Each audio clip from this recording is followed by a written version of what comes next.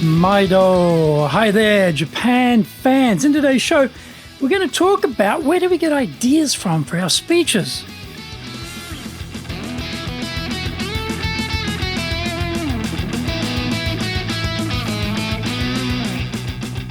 Present o master shimashou. This is the fourth year of the Presentations Japan series podcast, and we are beaming around the world to you from sunny Minato-ku here in Tokyo. I'm your host, Dr. Greg Story, your corporate coaching and training guy, committed to your success, the president of Dale Carnegie Training Japan, and best-selling author, Japan Sales Mastery and Japan Business Mastery. My new book, Japan Presentations Mastery, will be released shortly. Through this podcast, I want to help you become a better speaker who is clear, confident, persuasive, and highly influential with those around you. Don't forget to subscribe and share this podcast with your family, friends, and colleagues. We are not being sponsored by Libsyn, but we value your privacy, which is why we have our podcast hosted by Libsyn, who, unlike many other podcast hosts, have a strict policy that does not allow access to your private information by anyone. Here is our daily podcast lineup on iTunes. Mondays, the Cutting Edge Japan Business Show. Tuesdays, the Presentations Japan series. Every second Tuesday, the Business Tatsujin no Oshie Show. Wednesdays, the Sales Japan series. Thursdays, the Leadership Japan series. Every second Thursday, the Business Pro Podcast Show. Fridays, the Japan Business Mastery Show. And Saturdays, Japan's top business interviews. This is episode number 248. Today we're talking about sourcing ideas for speeches. Usually, when we have an opportunity to make a presentation, we get busy thinking about what we will talk about. The organisers may have set some rails by specifying the theme of the event, or they may have asked us to speak on a particular topic. We are busy, and often we start with creating new slides and scanning previous presentations for slides we can recycle. This is a poor strategy. What do we bang on about to our staff? Plan the event or the project before we get started on the nitty-gritty details. However, we neglect our own sage advice when it comes to presenting. Part of the planning process should involve boiling the key message down to a nub that cleverly, succinctly, and concisely summarizes the whole point of the talk. Before we go there, though, we would be wise to consult others for ideas. It's a bit odd, isn't it? Because we're always recommending collaboration and crowdsourcing of ideas for projects. How we seek those ideas, though, for presentations is a bit tricky. Bounding up to someone and suddenly saying, "Do you have any ideas for this talk I'm going to give?" might not work all that well. Teamwork featuring excellent levels of collaboration is a concept, a sacred concept in most firms, but rather undefined. What is the environment for collaboration? Are people's ideas welcomed in your workplace? Are we able to go outside the workplace and source broader networks for ideas? Do we have trusty networks in the first place? I had to give a keynote speech to a relocation industry conference in Osaka.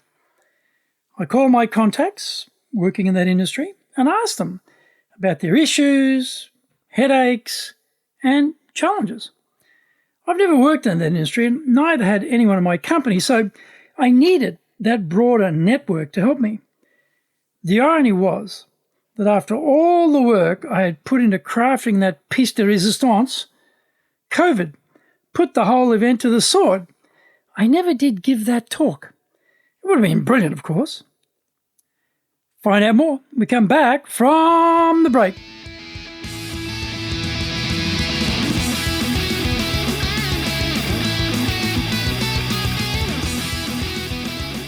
Our show today is brought to you by our public programs, but we also do custom-made in-house classes. Now, we do them in our super safe classroom, we do them live online, and we do them in Japanese, and we do them in English.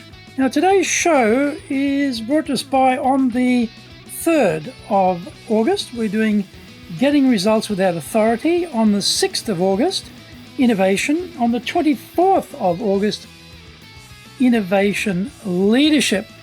Check out our website at www.dale-carnegie, carnegie.co.jp. Lots and lots of value for you there. Now, to do better in Japan, email me at greg.story@dalecarnegie.com. Get my best-selling books, Japan Sales Mastery, that's the Bible for selling in Japan, and Japan Business Mastery, and my new book, Japan Presentations Mastery. If you like learning by watching videos, there are over 1,000 there for you at Tokyo, Japan, Dale Carnegie TV on YouTube. We release 3 TV shows every week on YouTube. The Cutting Edge Japan Business Show, which is the premier business show in Japan, comes out Mondays. Fridays, the Japan Business Mastery Show, and Saturdays, Japan's top business interviews, where I interview leaders in Japan from SMEs all the way up to the corporate captains of industry on one topic, leading in Japan. Every second Thursday, we release the Business Pro Television Show. Don't forget, you can email me at greg.story@dalecarnegie.com.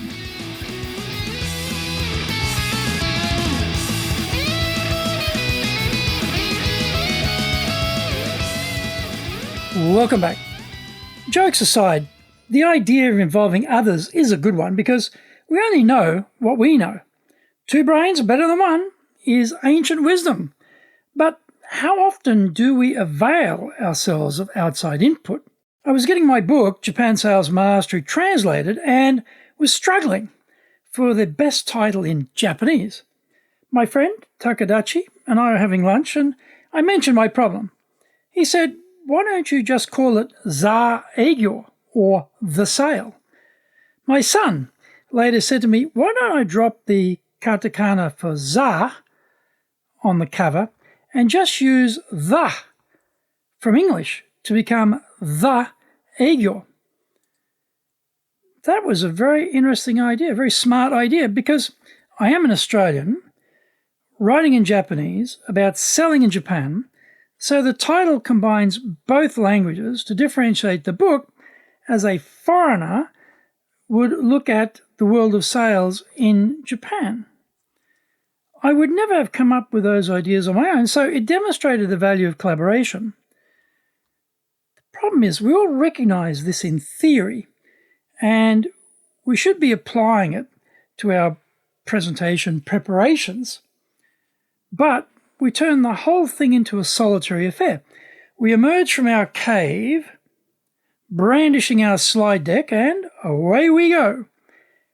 Getting more input is a better road to take, but there are some caveats. People we consult on the spot will give us the very shallowest of ideas. We need to set this up, explain the theme, and then fix a date a few days later to allow them to digest the theme and work on some ideas. We are looking for diversity of views here and are not going to make any snap judgments. We should listen quietly, no interrupting, jumping in over the top of them or ending their sentences. We then thank them and privately reject, modify, or incorporate their ideas. If we ask them to give some feedback on our ideas, always frame the response. We want them to tell us what they like about it first, and then tell us how we could make it even better. Confidence is a key aspect when presenting, and that includes the preparation phase as well.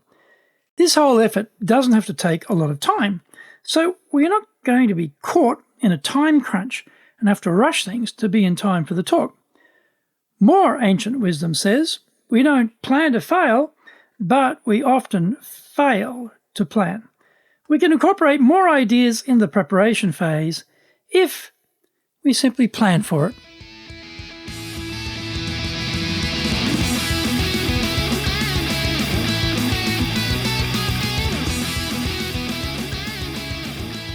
Thank you for joining the Presentations Japan series. If you got value from today's show, spread the love around and share it with your family, friends, and colleagues. Don't forget to subscribe and share this podcast.